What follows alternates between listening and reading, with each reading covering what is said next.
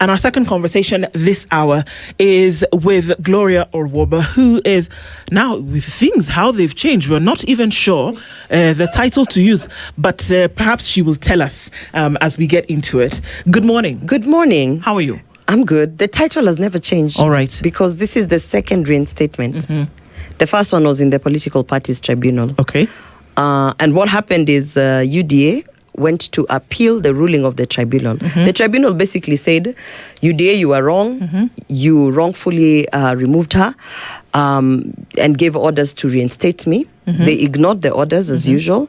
They went to the High Court and they tried to get the tribunal. They put an application to basically ask the High Court to revert. I mean, to quash the ruling of the tribunal. They basically went to the High Court to say, High Court, please tell the tribunal they were wrong. And the High Court said, no, the tribunal was in order and the ruling should stand. Executed, and it stands. And you should actually execute. Basically, you should reinstate her back to Senate again. So this is a second court saying the same thing. So the reason why I always tell people, legally, and because we are law-abiding citizens, legally, I've never really stopped being a nominated senator. Okay. Yeah. Nominated Senator Gloria Orwoba is here with us this morning. Of course, we're going to be looking into the intrigues of all of this and why it's so difficult for us to be able to follow the law. And especially when we're looking at tribunals, which are lawful entities, as well as then the court. But before we do that, let's look into today's proverb. We're in Egypt this week. And you might like this one. We'd love to get your interpretation of it.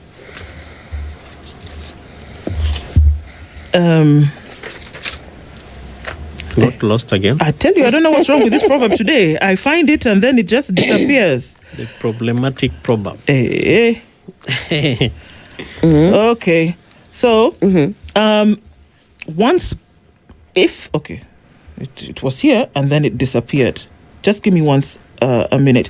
He who burns his tongue from soup will blow cool in yogurt. He who burns his tongue from soup will blow in yogurt.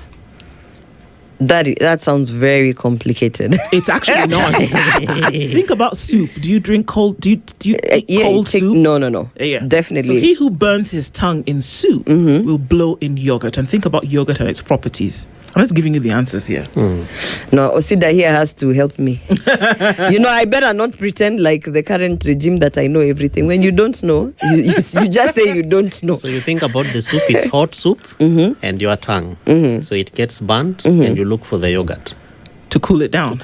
Okay, so now interpretation. Yes. So in your life, every day, how you see things. Hot things, cold things. Soup. One is used to extinguish the other. Situation may never last forever. Or maybe you actually need to bring in a coolant where there's a hot situation. Can you think of certain situations where those things might be? It's just a proverb. It doesn't have to be right. No, I'm just saying, I'm trying, normally when I get proverbs, I try to contextualize it with everyday life. And I'm like, okay, I'm trying to, what's the symbol of the hot soup and the symbol of the cold yogurt? So hot soup goes with your tongue. So you are burning your tongue. He who burns his tongue from soup. So you're like in your life, Kevin. Tell us. Yeah, if I face difficulties, there is a better tomorrow. There's a way out. Yeah. Okay. So basically, there is always light at the end of the tunnel. Precisely. See? That's it. Well done. Okay, we're there. I'm telling Finally. you. Today is that day. Okay. Yeah, so however hot things may be. That is true. Everything is for a season. That's true. Exactly. Yeah. Thank you. And so, of course, if we're going to look at seasons, so in the last week, we saw that the High Court essentially came and said whatever happened at the Political Parties Tribunal and that was ruled upon then remains. And of course, we know that when the court gives an order, we all abide by it, no? I mean, the Political Parties Tribunal is also a court, and it gave orders, and the orders were ignored. They were ignored by IBC, they were ignored by UDA, they were ignored by Senate, the Speaker of the Senate, the Parliamentary Service Commission Chair. They were ignored by everyone. So I am to me, it's that thing of we already know that these people are not going to follow court orders. Okay. Yeah, so I'm not holding my breath. So what's your last point of call? Like you are nominated senator, already there is a reinstatement, you are in court, the court has already made serious rulings to your favor. And then what? Well, for me, it's a matter of being vindicated. And I have been vindicated. And I've been vindicated over and over for the last 1 year. It's been 1 year, actually. Yeah. We're going into May, it will be 1 year. I was removed in May, illegally removed in May. I was reinstated by the political party tribunal 3 months later. That ruling was ignored. So for me, it is literally being vindicated. Another affirmation that I am on the right path. And it's normally people choose the easier path. But in the long run, they come to realize that the easier path actually was never really the easier path, I can tell you. And now more than ever, I feel that for me, it was an experience I've learned from. I'm glad that I have braved the weather through this 1 year later. There was a huge push by, of course, this government, by specific individuals from parliament who've been fighting me to make sure that I don't get to see this day in terms of even just my health, my livelihood, my life. And every day that I wake up to speak up for the things I have been speaking up when I was in Senate and outside, for me, it feels like it's a blessing. Okay. And I can tell you that the idea of parliament having been captured, or the idea of parliament being rogue, because that's what parliament is right now, as an institution, is being rogue. Because how are you the institution that is mandated to legislate, to create laws? You create the laws, you put them out there, but you're the first institution to not follow the laws. That is the paradox of it all. I can tell you that today, as we sit, Parliamentary Service Commission has a secretary whose contract ended in November 2024. Gloria. Wow. Yes, and he's still in office. Gloria. The clerk of the Senate, his contract ended in 2024 November. And if I'm lying, I challenge anyone to bring the contract. And these are people who are still in office, drawing salaries. I was reinstated 3 months after I was illegally removed. There's a very nice lady there who has been drawing a salary illegally. And not only drawing salaries, I can tell you, for instance, those two individuals have been traveling. I was reading a Twitter thread of someone who lost their loved one because that particular county didn't have a CT scan, and then someone commented and said if they would just take 4 vehicles from the government, they would be able to buy a CT scan. You can buy at least maybe 5 CT scans from the salaries and the benefits and the trips that have been utilized by these two individuals who are in parliament. I can tell you for a fact, I'm talking, and people are saying, yes, I have a vendetta again and again over this individual. Because for me, it is not the individual, it is not the person, but it is the example of the office holders. Because this is the person that also decides whether you get a salary or don't get a salary. This is the person that stops the salary, So for me, it is not the individual. I'm not talking about Kevin Osida. I'm talking about that office and how it has been abused to the extent that Kevin, you can sit in office with an expired contract from November 2024. The chair of Parliamentary Service Commission, I don't know whether he's absent because that is the Speaker, Weta. The commissioners, I don't know what is happening because the commissioners are supposed to make sure that things are streamlined. So that's why when you ask me, we have orders. We are giving orders, but we are giving orders to people who in themselves are already breaching their own standing orders, their own laws that they were placed. The institutions that were placed to oversight are in fact acting rogue. Are those the people you're expecting will implement orders?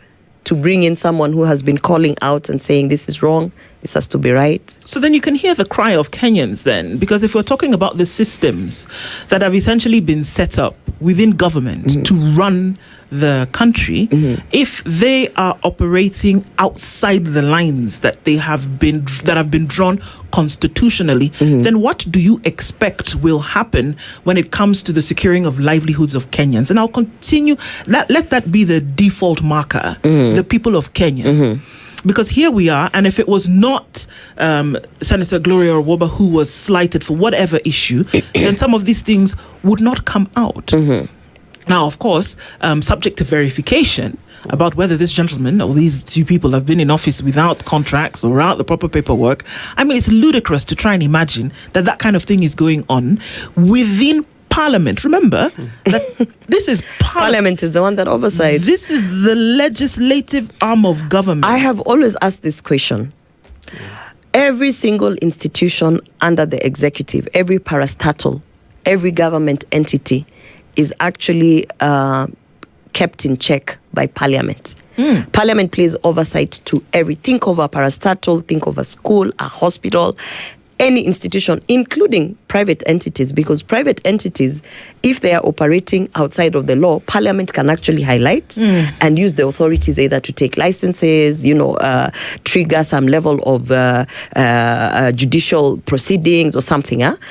So, but who oversights Parliament? Because you see, the problem has been who oversights. There is a prefect here. Yeah. And the prefect was put there in the assumption that prefect will follow the laws. But now when the prefect breaks the laws, who goes to say, hey, you? Nobody. And that is why they can spend billions. That is why they can have people without contracts. That is why anybody who tries to speak up, including the parliamentarians who are lawfully voted in to actually make sure that things are in order, cannot speak up. Because you will speak up and Gloria Orwoba playbook. That is what's going to happen to you. But these things come into light because an incident occurred that involved you. Yes. So how many things are happening without the knowledge of Kenyans? And people do not know. So many. Because people are not going to ruffle any feathers because they're comfortable in a particular situation. Absolutely. So does it take a scandal? Does it take an incident then for people to then know that actually the systemic fissures in the country will continue deepening and widening until and unless something happens? I tend to think this way. Until we get to a point where we can really trust independent institutions to abide by the law, there has to be checks and balances. The same way we have put Parliament to check the executive and all other bodies, there should be an independent body put to check Parliament, because the wastage that is happening in Parliament, the illegalities that are happening in Parliament. Today, if you just type in, if you have some researcher who's dealing with parliamentary cases, just to see how many things that are happening illegally, so many. But the fact that nothing can happen. You see, I reported a case. What do you mean nothing can happen? I reported a case. Kevin is here. Kevin, you are in human rights and you know about safeguarding. Yeah. It can be a ludicrous report. The first thing you do is you investigate. You investigate. Right. If someone reports a case and nobody's interested in investigating, you have to ask yourself, why? What is the issue? Who is after you? Yeah. So, to date, when I tell you, nothing has been investigated. And in fact, if anything, they have placed so much emphasis, resources. They've been paying for lawyers, both internal and external lawyers, to make sure that I stay out of Parliament. They've been, they've actually gone out of their way to resource certain departments to make sure that they are finding a way that they don't allow me my rights. And the truth of the matter is, that is not just happening to me. You saw the case of Anthony Kibagendi, who is it's a witch hunt since he actually highlighted the issues that are happening in the Ministry of Health with the SHA and the back and forth that he had with Adan Duale.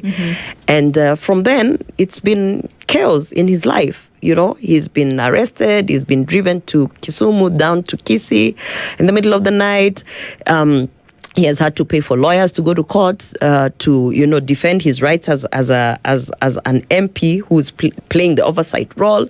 He came with court orders, presented them to the floor of the House. Wetangula, in his fashion, said they are not going to follow those orders because apparently Parliament is independent of any orders of the court system. And I'm sorry, no, it's not. No, but that's the ruling that he gave, that Parliament is independent of it, and parliamentary processes cannot be interrupted by the judicial process. That's what it brings you back to.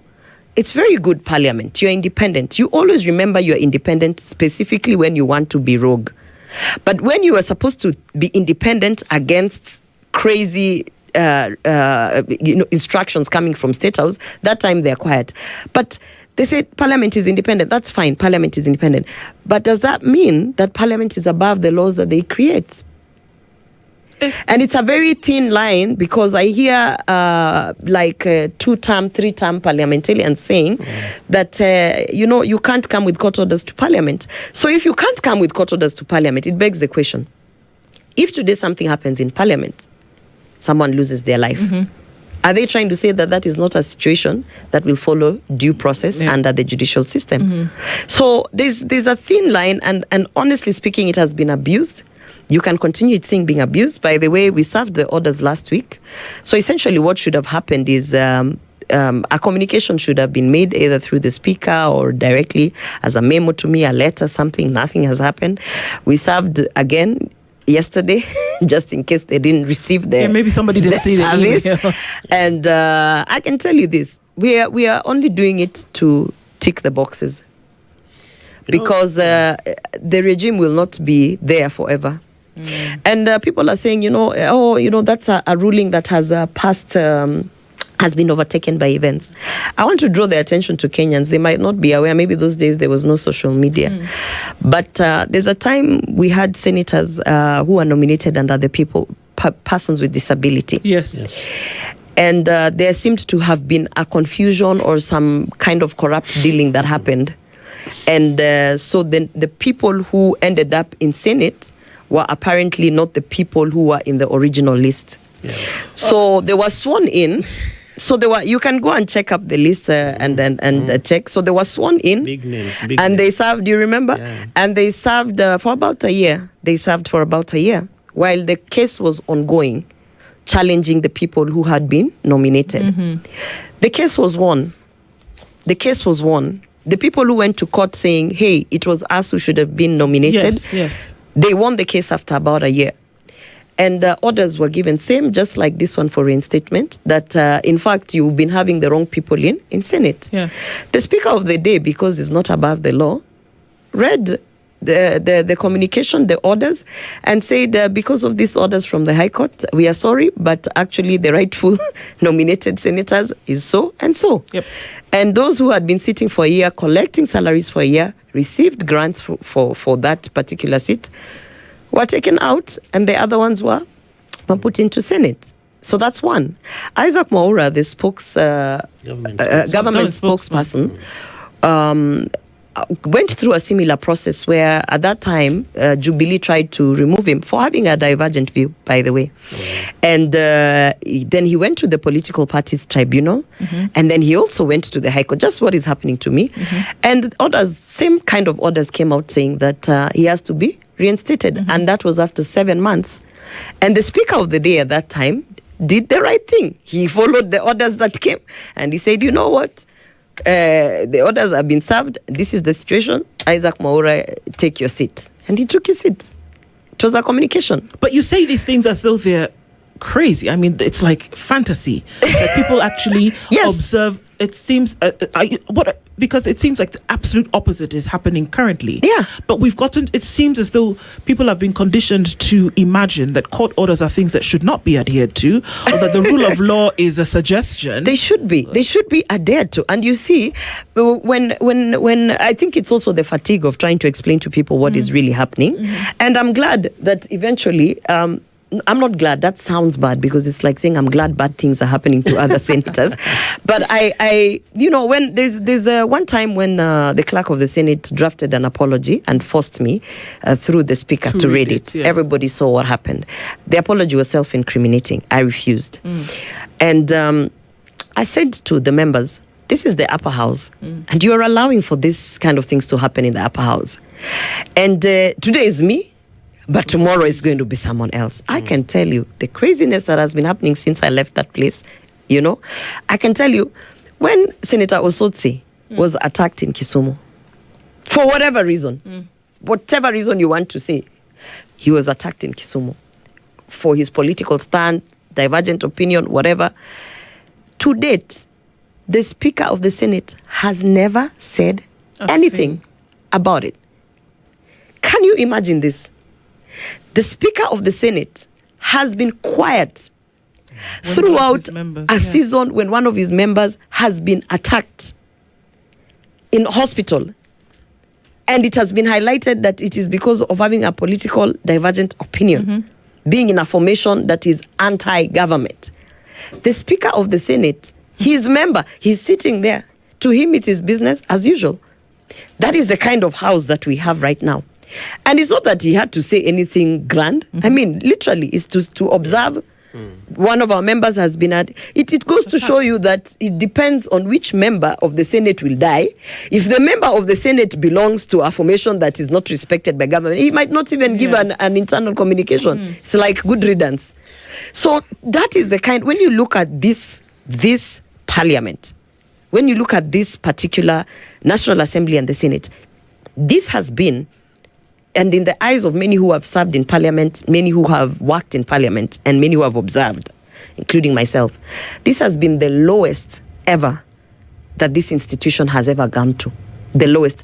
And they might try to blame it on members. Oh, it was the lowest because we had these taka people like Orwoba. No. It was the lowest because certain people actually highlighted what has been ongoing for years and years and years.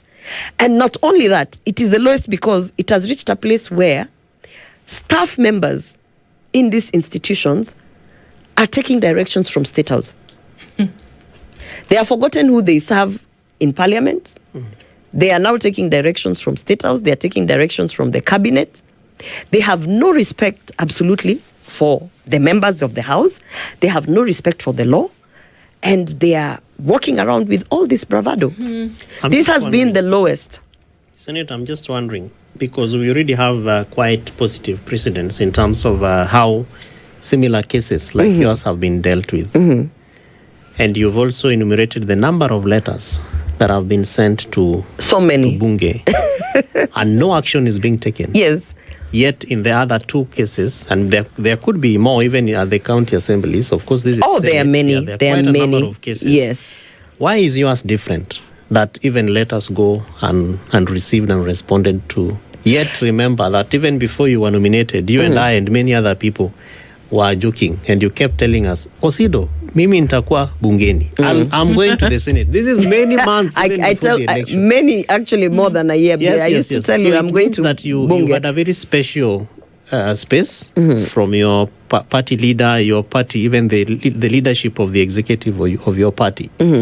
Why is your case different? Why is there no attention? First, when I used to tell you from 2020, I'm going to Bunge because I vied to go to Bunge. Yes. So I was telling you in the assumption that I'm going to get elected and I will be in Bunge. Yes. Of course, as time passed and we reached the primaries and I vied for the Bobasi constituency seat, and I lost under the UDA party primaries. I came in second with about 7,000 votes. At that point, it was like, okay, I can't believe this, because of course, as a first timer, there's so many things you do, you don't learn and everything. When my party leader sat me down and said, you've lost, because if you won, you would have come with a certificate. So you've lost, you don't have a certificate. I said, no, but I came back to this country to join politics to go to Bunge.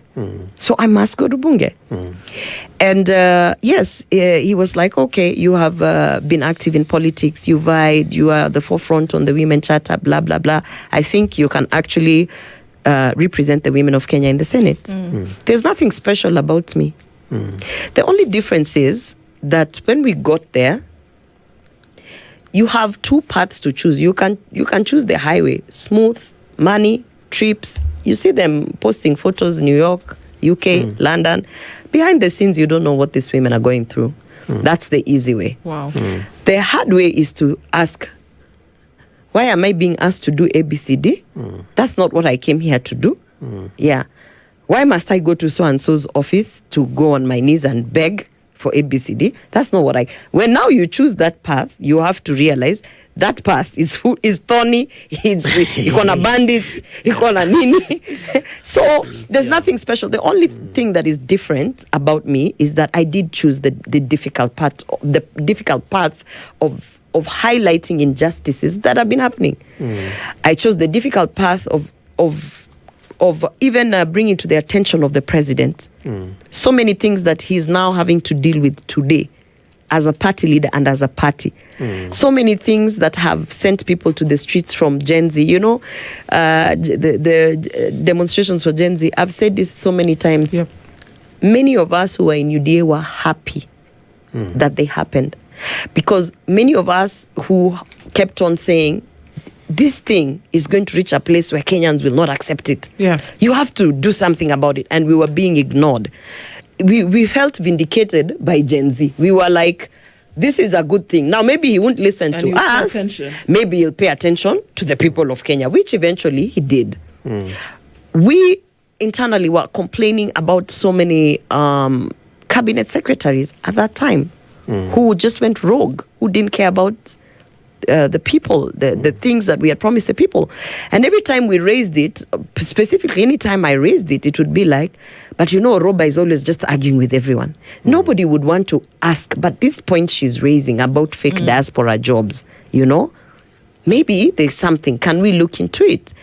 Eventually, the president is now battling with the bad reputation that the diaspora jobs thing has brought him. Yeah. He's having to deal with thousands and thousands of Kenyans whose family members have died in Russia. Those are votes gone. When I raised the issue of women and gender representation, it is the women, the same women within that party who are silencing me. Eventually, we saw Cecily Mbarire stand up to the president in a very crass engagement to say to him, excuse me, what about the 2/3 gender rule? So every single day something happens in this government, I feel very vindicated. It's just that it didn't have to take that many incidences to get there. And so then you want to ask the question about then what happens to Kenyans, because we keep pivoting to that. I think Kenyans are on the right path. When Kenyans are saying we are going out to the streets, it is the same thing as when I said, okay, if you guys are not going to listen to me, I'm going to start doing TV shows and talking about the fake diaspora job. I'm going to do an inquiry at the Senate and bring these people to account. Because also I was like, how many times can I raise this thing internally for you people to pay attention and fix it? If you don't want to fix it, I'll take it to Senate. I took Linda Mama to Senate. I took diaspora jobs to Senate. I took UFA, Unclaimed Financial Assets Authority, to Senate. Now we are being told now how the money is being squandered. You know, if you go and look at my work in Senate, it is almost like a premonition of things to come. And they've all come so far. They've all come. In fact, the one thing that I'm really waiting for is the inquiry that I took to Senate about 1 billion Kenya shillings that was spent to buy pads, sanitary pads, for girls in schools. School.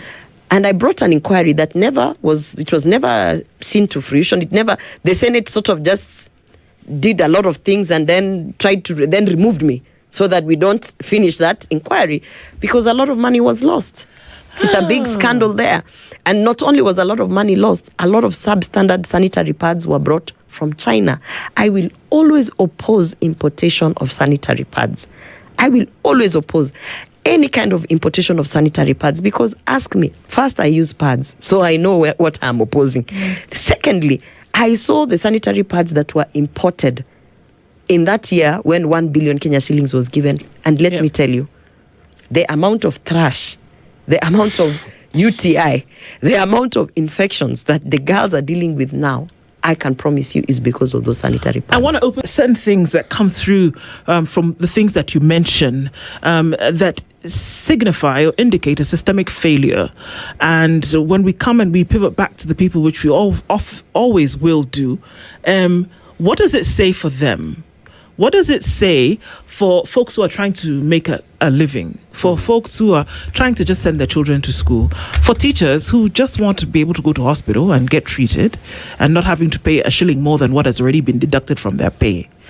And so if these things are happening within the walls that you talk about, and maybe kind of like what you were alluding to before, maybe such situations are good, quote unquote, because then it sheds light on what is really happening. That's true. For people to then have an opportunity to speak out against it or demand for better.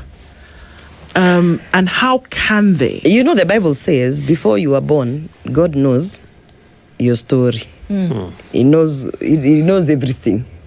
He knows the milestones, he knows the changes, or whatever you're going to do. And I believe certain things happen to certain people for certain reasons. And I know that my story is something very drastic needed to happen in the Parliament of Kenya for Kenyans to pay attention to that house. Yeah. And I am very happy that I was instrumental in that. I'm very happy that God used me to be that person. I mean, of course, it's stressful. Yeah. It has had a very huge impact in my life, even how I see things. I have trust issues. I already had trust issues before. Now I have super trust issues. And I know that it's not many people would want. You know, it's that thing of saying saa zingine vitu zingine zinafanyika, but it should not be. I think and I feel very strongly that I'm so happy that this particular incident happened to me. And you raised something quite important earlier on about parliamentary accountability. And if you look at the number of times Kenyans expect Parliament to behave in a manner that really befits the House, august House, you are honorable members, there is something more that you have that others do not have. And your story really paints a very difficult, dirty end of Parliament. Now the Senate, in this case, because that's the House where you sat. But when it comes to parliamentary accountability, what do you think we need to do? What must we do to be able to ensure that Parliament is accountable? First of all, the idea of court orders being ignored, or the idea of the judicial system and the processes and everything that's churned out from there being ignored is such a big setback. Because the last line of defense is really the judiciary. Yeah. And if we cannot rely on the judiciary, we are going to a place where nobody will want to go to court. So where are you going to court? You'll go to court, you'll get orders, you'll win, nothing will happen. Yeah. Why waste money and years staying in court trying to follow due process? You know, I always tell people in this space of business and politics and what I say, sometimes people do things and I'm noted to say that utapigwa risasi in Nairobi because people have gotten to a place where they are just done. They're so fed up that they know that even if they go to court, nothing's going to happen. The amount of just random people being shot dead, you got to ask yourself a question. The first thing is, why are people suddenly so angered that they don't want to follow the due process? They just want to come find you in the streets and shoot you. It's a sense of frustration of the processes are not working. Why is it that when we're talking about goons, for instance, in Kisii County, when we were there with the united opposition, it reached a place that people are just like, apana, sisi tutaua, and they just came down on a goon. Wow. You understand? Yeah. Because they're like, because we will report this person, we will take this person to the police station, but the goons are working with the police. So the frustration of the people is, we are not going to do that cycle you want us to do. We'll deal with it now. That's one thing. For accountability in Parliament, in the past Parliament, first of all, they used to have, when you bring a statement at the floor of the House, people debate it, it is highlighted, the ills of that particular industry or whatever. And then there used to be a committee that was, it was like an executing committee. Like once Parliament decides, for instance, that in this particular matter, the board should be resolved, you know? There's been a huge conversation of people being put in boards and they don't know what they are going to do there. Yeah. And a situation like that, for instance, would find itself in Parliament if parliamentarians were serious. If senators were serious, because actually senators are there to protect devolution, and some of the hospitals which the, let's say, incompetent people allegedly have been put are county hospitals. So there should be a statement at the floor of the House questioning why such and such a person is being put at the board. Normally what happens, when that is deliberated even in the committee, then the committee, I was serving in the Labour Committee. And in the Labour Committee, there's one instance where the committee resolved that as a whole board be dissolved. To date, that board has never been dissolved. National Employment Authority Board, NEA, the recommendation from the Labour Committee was the board be dissolved. Okay. And hasn't happened. it has never happened. So who implements what Parliament puts out? I was... How has it been envisioned in the Constitution? There is a loophole. To understand, There's actually a lacuna that there. there is going to be a space where there are certain folks who will not be oversighted. If you ask me, I think that is the loophole. Another very clear example, you saw the governor of Samburu running away from Senate. Yeah, we have clear instructions that if a governor does not come, there's a warning you give them, there's a penalty, and then eventually when all of that doesn't work, the governor should be arrested. And literally arrested, yani IG anapeana nini, arrested and brought before the Senate. It has never happened. You know, people say we are such a democratic country that we were the first to what is it called? We were the first to impeach a deputy president. Wow, bravado, very good. Clap for yourselves. But we have never been the first to arrest a governor and bring them to Senate. To ask questions about how you spend public money. Because that's now where you start seeing the grey areas. In one hand, the Speaker of the Senate, Kingi, and the Speaker of the National Assembly will say, we are an independent institution. So they will not implement orders from the High Court that are protecting members of the House. But in another hand, they will receive phone calls or direction or indicators or conversations about certain people here and there. And then there is a clear indication that a governor should be arrested and brought before the House. It doesn't happen. And so you sit there as senators asking yourselves, okay, you know, we can't go and arrest this guy. That's why senators were running on the streets to catch the governor. Because now it's like... You're not doing your job. Yeah. So then, my question then from all of this is that how do you expect then that Kenyans will choose new leadership from this pool that is aware of systemic failure, is aware of, if not involved in corrupt practices today? Because you're talking about a sitting parliament for whom a number of these individuals are coming back, including yourself, who are coming back to people and say, vote for me. How do, not even everybody, how do the people who are sitting in those positions expect Kenyans to make a decision about them in this pool, which by your admission is already a cesspool of corruption, misbehavior, all this? How do Kenyans make a selection from that? You know me, the real mandamano is, not that this one is fake, but for me, the ultimate test is when a Kenyan can be able, a Kenyan of any level, whether a mama mboga, a boda boda, a PhD holder, banker, of any level, will be able to say, but this guy is nice, yes, he's even on the right side of the divide, but he shot someone to death. And that is where I drew the line. It's upon Kenyans. It's upon Kenyans, you know. It's upon Kenyans to be able to just, they've seen for themselves and analyze, you know, and say, this particular person, right now, I am happy that they are with us. But really, when I look at the things that they have done, I don't think that they have our interest at heart. And that is why every day, for me, has been a battle of dealing with the fake news, because There's been a lot of fake news, for instance, about me and my stand and the things that I have done or not done.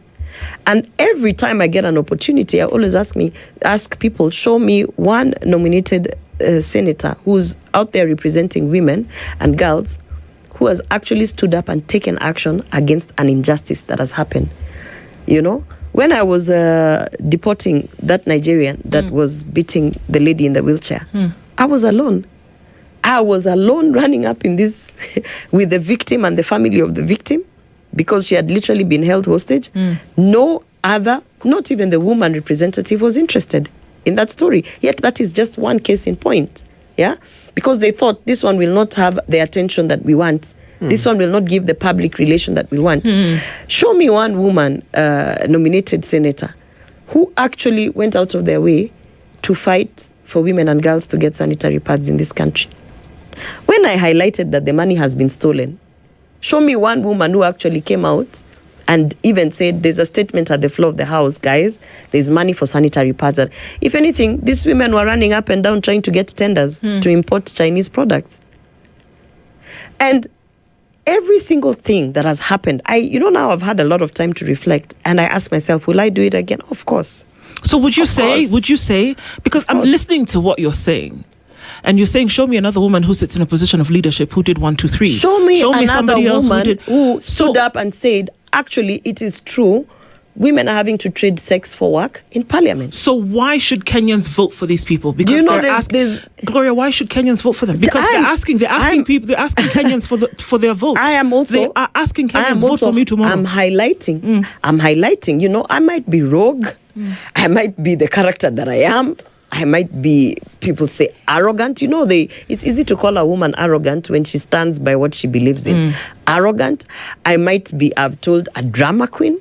But I want you to show me one woman in both houses who has actually done half the things I've done. So should we drain the swamp? I'm just saying, analyze. Because some people are out here trending because they're beautiful. Yeah? So what? So what's that going to do? You are there to represent women. Women are being raped, murdered. You know, we've seen the guys who've come from studio now talking about all the injustices that are happening, security and safety of women. How is it going to help to that's why I keep saying, show me someone who's nominated who has actually done an impactful thing. You know, you can bring a statement to the floor of the house for purposes of ticking a box. You come, you stand, understanding order 51C, I want to read a statement on this and that. Then you finish reading it and you go away. Yeah, you're done. You're done. You don't follow up at the committee. You don't make noise about it. You don't. When you meet the president, you are smiling and shaking his hand. You are not telling him, by the way, there's this statement I brought. I think this person should do this. You are not actually doing your work because you want to be peaceful and safe. You don't want to ruffle feathers, and you want to eat your salary of 750,000. You want to go to New York and your 1.8 million. You want to take pictures in the United Nations Women Assembly so that you can. But when you come back home, show me one person who you have actually saved from GBV. Show me one person who you have actually spoken about or helped, one family that, nothing. So, I mean, and this is if you ask me, the reason why the likes of Sonko remain relevant. They say he's dramatic, he's chaotic, he's all sorts of things, but the lives that he has actually touched and impacted are a lot. I don't want to compare myself to Sonko. I'm just saying, often the people who have an impact in their space are overlooked as dramatic, uneducated, crass, and all sorts of things. So but the PhD holders, ask them where the impact is. So the people who keep quiet, because it's crunch time. Kenyans are making a decision in about a year. So should these people go? If you ask me, and I will repeat it again, let all of us go home as we are going.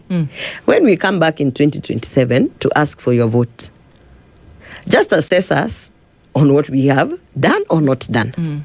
Yeah, Gloria, because I can tell you 150%. They are nominated senators and members of parliament who have just earned a salary for 5 years. Looking at your story and really what you have had to go through against the constitutional expectation of 2/3 gender rule, which for close to 12 years now has not been enacted, what would you tell the female gender? And especially those young ladies out there who want to run for office and they are looking at you and they are saying, like we used to say in 2020, I want to be like Gloria. I'll tell them no one is coming to save you. Nomination seats are bullshit. Sorry, are useless. Okay. In the sense that you are nominated to oblivion. You are nominated to be silenced.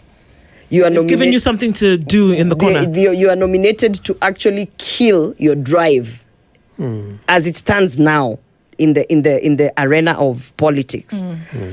A nominated member of parliament is not allowed to be a member of parliament.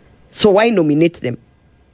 It's better you tell them that they will be coming to sit as guests in chambers and not participate, because in the past they would not even be in committees. They were not even you know what I mean members, so no one is coming to save you. What is supposed to act as a springboard is actually being used to silence potentially active women leaders. And that people say, oh, that is theoretic. It's not theoretic. You go in, you're active. Kevin, we did so many shows with Kevin. Kevin knows the passion I have for women, girls, the gender agenda. You know, we did many shows when I was telling you this and that.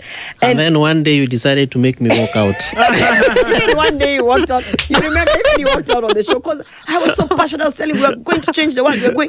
And I went in there with that same passion. I maintained the same passion. But look at what has happened to me. Now, Kevin knows there are so many other people who had my passion. They went in and went silent. And went silent because of the dynamics of being nominated. So if you are telling me, I'm going to help you get elected, let me place you here so that I can silence you, that is not helping me. Indeed, it isn't. As we have these conversations, a lot of stuff that's said is being listened to, and a lot of stuff that's not said is being listened to as well. Correct. Gloria Orwoba, thank you for joining us this morning. Thank Time you. runs out. Oh, I know, but I have to wish those of us who will get the opportunity to go out for Mandamano, to stay safe. Okay. Because it's a thing that's happening, and for most of the time I tell Kenyans, you are saying politicians are horrible. What are you doing? So when a Kenyan decides I'm going to be an active Kenyan and go and speak up, that's commendable. So I want to wish them all well as we keep speaking up on the ills of this country. Asante sana for being here this morning. This is the Situation Room, the only way to start your day.